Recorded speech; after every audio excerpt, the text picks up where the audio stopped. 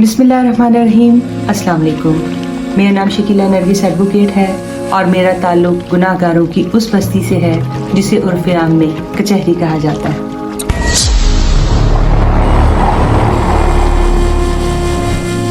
हार और जीत खेल का हिस्सा होता है। It's all part of game. कहा जाता है कि शिकस्त लावारिस होती है, यानी कि एक हारे हुए शख्स की नाकामी की जिम्मेदारी कबूल करने के लिए कोई भी तैयार नहीं होता, हत्ता कि वो खुद भी। इंसान की कामयाबी का सफ़र उस वक्त स्टार्ट होता है जब वो अपनी तमाम तर नाकामियों की जिम्मेदारी कबूल करते हुए अपनी इस्लाह का बीड़ा उठाता है। मैंने अपने गुज़श्ता एपिसोड 12 फेल में आपको 7 का किस्सा सुनाया था, जिसने अपने तमाम तर चैलेंजेस के बावजूद और 8 में से 7 सब्जेक्ट्स में सप्लीस आने के बावजूद भी हिम्मत नहीं हारी थी और बिलाखिर सेकेंड ईयर का इम्तिहान पास करने में कामयाब हो गया। मैंने आपको ये भी बताया था कि पिक्चर अभी बाकी है, क्योंकि यहाँ से 7 की आजमाइशों का नया दौर शुरू हुआ। जैसा कि मैंने आपको बताया था कि सेकेंड ईयर के एग्ज़ाम से कुछ अर्सा कभी ही उसका अपेंडिक्स का ऑपरेशन हुआ था, जिसकी वजह से उसकी सेहत ये इजाज़त नहीं देती थी कि वो कॉलेज में दाखिला लेकर रेगुलर क्लासेस अटेंड करे। लिहाजा उसने प्राइवेट ही अपनी एजुकेशन को जारी रखने का इरादा किया और बीकॉम करने में अपना इंटरेस्ट शो किया।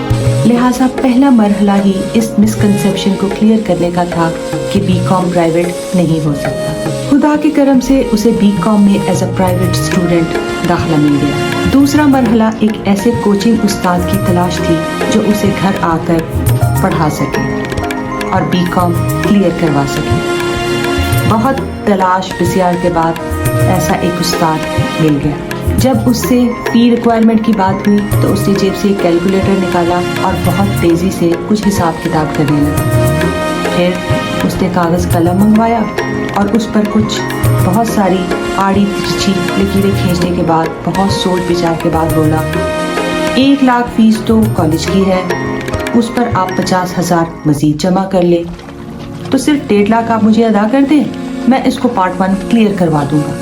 ये सुनकर घर वालों की तो आंखें फटी की फटी रह गई।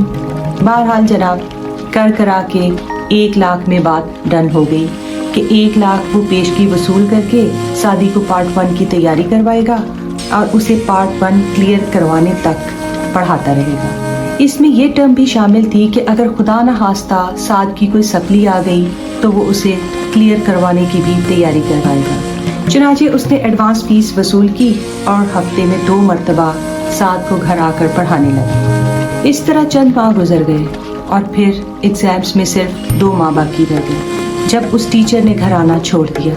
फ़ोन करने पर उसका फ़ोन भी बंद मिला और उससे हर किस्म का राब्ता मुनक़ता हो गया। बहुत तगदौ के बाद पता चला कि टीचर साहब रोज़गार के सिलसिले में सऊदीया रवाना हो चुके हैं। यूँ वो साद को एग्ज़ाम से सिर्फ 2 माह कबल बीच मंझधार में छोड़कर बैरून मुल्क भाग गए और फिर नतीजा वही हुआ जो इस सिलसिले में होना था, यानी कि साद की 8 सब्जेक्ट्स में से 6 में सप्ली आ गई। अब एक तरफ तो 6 सप्लीज का बर्डन, दूसरी तरफ सेकेंड ईयर के टेक्निकल एग्जाम्स और सबसे बड़ा सितम ये कि पढ़ाने के लिए कोई टीचर ही अवेलेबल नहीं था। अब चूंकि साद एक प्राइवेट स्टूडेंट था, इसलिए उसे कोई कॉलेज दाखिला देने को भी तैयार नहीं था। या तो वो नए सिरे से दाखिला लेता पार्ट 1 से, मगर इस तरह उसका वक्त और पैसा दोनों ज़ाया जाते। लिहाजा अब जो भी करना था उसे खुद ही करना था। चुनांचे इस मर्तबा उसने अपने बलबूते पर ही इम्तिहान की तैयारी करने की ठानी और बाज़ार से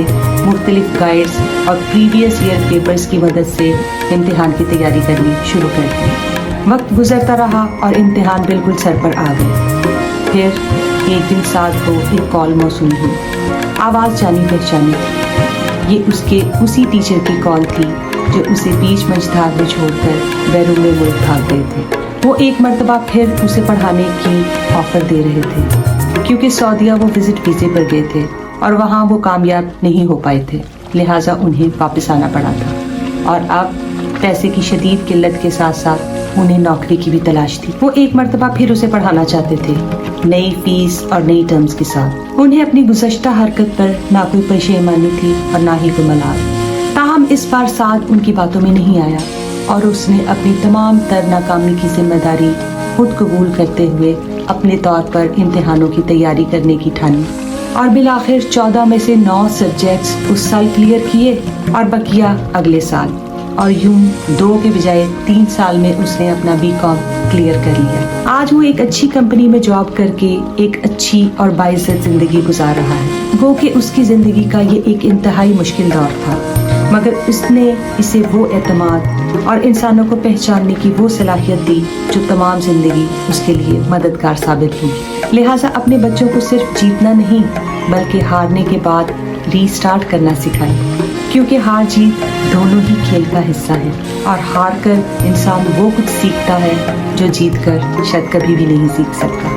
ہمارا آج کا ایپیسوڈ آپ کو کیسا لگا اور اس سے آپ کو کوئی موٹیویشن، کوئی سبق ملا ہو تو کمنٹ سیکشن میں اپنی رائے کا اظہار ضرور کیجیے گا، اور آئندہ بھی ایسی ہی موٹیویشنل سٹوریز کو دیکھنے اور سننے کے لیے ہمارے چینل کو سبسکرائب کر کے بیل نوٹیفیکیشن کو دبانا نہ بھولیے گا۔